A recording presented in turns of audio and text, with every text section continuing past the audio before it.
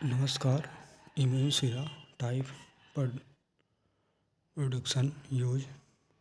Immune सीरा वे serum हैं जिनमें विशिष्ट एंटीबॉडी उपस्थित होते हैं जो किसी विशेष संक्रमण, विष या एंटीजन के विरुद्ध सुरक्षा प्रदान करता है। इन्हें पैसिव इम्यूनाइजेशन के लिए उपयोग किया जाता है। यह ऐसा सीरम है जो उन व्यक्ति जानवरों से प्राप्त किया जाता है जिन्हें किसी विशेष संक्रमण टॉक्सिस के विरुद्ध किया जाता है। उन्हें उनके रक्त से प्राप्त सीरम में उपस्थित एंटीबॉडीज को इम्यून सीरा कहा जाता है। इम्यून सीरा के दो प्रकार होते हैं। एक पैसिव इम्यून सीरा, वह दूसरे जीव के शरीर से तैयार किया जाता है और व्यक्ति में तुरंत सुरक्षा देते हैं, जैसे टॉक्सिक के विरुद्ध एंटीबॉडी का युक्त सीरम। ये सारे सीरम लिखे हुए हैं। डिप्थीरिया, टेटनस, बुटाडाइमिन, एंटीवेनम, जैसे हम सांप, बिच्छू, कीड़े आदि के विष से विरुद्ध के लिए हम स्नेक एंटीवेनम यूज करते हैं। वायरल सीरा वायरस के विरुद्ध के लिए हम करते हैं, जैसे रेबिस के लिए, हेपेटाइटिस बी के लिए। एंटीबैक्टीरियल सीरा विशिष्ट बैक्टीरिया के लिए करते हैं, जैसे निमोनोकोकल एंटी सीरा। एंटी पैरासाइट सीरा परजीवी के लिए करते हैं। एंटी मलेरियल पैसिव सीरम तो एक्टिव था, पैसिव था, हम एक्टिव देख लेते हैं। एंटी एक्टिव सीरा, इसमें व्यक्ति को एंटीजन दिया जाता है ताकि उसका शरीर स्वयं एंटीबॉडी बना ले। इससे वैक्सीन होता है। यह दीर्घकालीन सुरक्षा देता है, लेकिन प्रभाव धीरे धीरे होता है। हम कैसे बनाएंगे, प्रोड्यूस कैसे करेंगे? जैसे होमोलोगस सीरा ह्यूमन द्वारा बनाया जाता है या ह्यूमन डोनर से प्राप्त होता है। ह्यूमन प्लाज्मा से तैयार किया जाता है। यह ज़्यादा सुरक्षात्मक होता है क्योंकि इसमें एलर्जिक सीरम और सिकनेस का खतरा बहुत कम होता है, जैसे human rabies immune, human tetanus, human hepatitis B, human anti Rh. Heterologous sera animal से प्राप्त करते हैं। ये हॉर्स, शिप, रेबिस से प्राप्त होता है।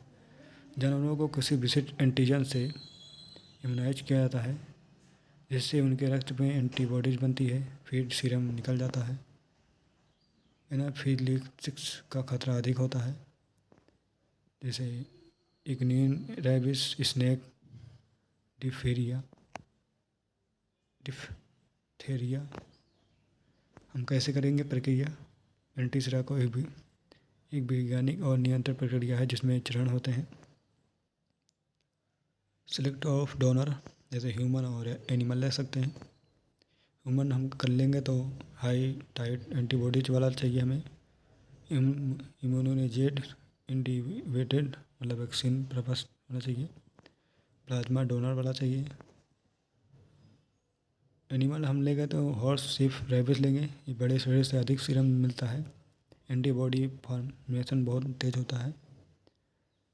प्रतिरक्षा प्रक्रिया मतलब जानवरों को छोटे छोटे डोज दिए जाते हैं। उनके शरीर में एंटीजन के विरुद्ध विशेष एंटीबॉडी बनता है। यह इम्यूनो कई हफ्तों तक चलता है और तब तक एंटीबॉडी प्राप्त ना हो जाए। एंटीजन जैसे टॉक्सिक हो सकता है, वेनम, बैक्टीरिया, वायरस। इनिवेटर डोज, ये बूस्टर डोज होता है। ये सारे डोज दिए जाते हैं उन्हें। कलेक्शन ऑफ ब्लड प्लाज्मा, या तो प्लाज्मा लेंगे या ब्लड ले लेंगे। जब एंटीबॉडी टायर प्राप्त हो जाता है, जानवर से रक्त निकाल लिया जाता है या जमने के लिए दिया जाता है, फिर सेंट्रीफ्यूज द्वारा सीरम अलग किया जाता है। ह्यूमन के लिए प्लाज्मा फिलेसिस द्वारा प्लाज्मा को लिया जाता है। हमें सेपरेशन ऑफ सीरम, ब्लड को क्लॉट करके सीरम को प्राप्त किया जाता है। सीरम से अन्य प्रोटीन और अशुद्ध हटाया जाता है। यदि प्लाज्मा लिया और प्लाज्मा को ट्रीट करके इम्यूनोग्लोबिन फंक्शन IgG निकाला जाता है। वेरिफिकेशन ऑफ एंटीबॉडीज, सीरम में मौजूद unwanted protein, lipid, endotoxic RBC रिमूवेंट्स हटाए जाते हैं। मेथड अमोनियम सल्फेट से, ये सारे जो मेथड लिखे हैं सब से हटा दिए जाते हैं उन्हें। स्टैंडर्डाइजेशन, जैसे antibody titre, potency, toxicity, sterility, preservation of storage, liquid form में 2 से 8 सेल्सियस, अगर freeze dry form long term use करते हैं। प्रिजर्वेशन फिनो एडिट करते हैं। हम यूज कहाँ कहाँ कर सकते हैं?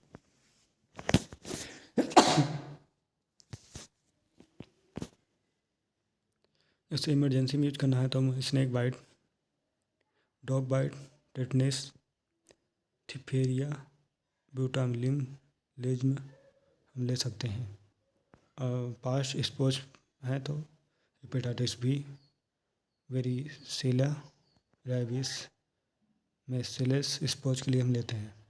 ट्रीटमेंट और लाइफ थेरेपी के लिए हमें ये विशेष टॉक्सिक मेडिसिन डिजीज के लिए होता है। डेंजरस वेनम के लिए होता है। फ्लूमिटेंस वायरल इन्फेक्शन के लिए ले सकते हैं।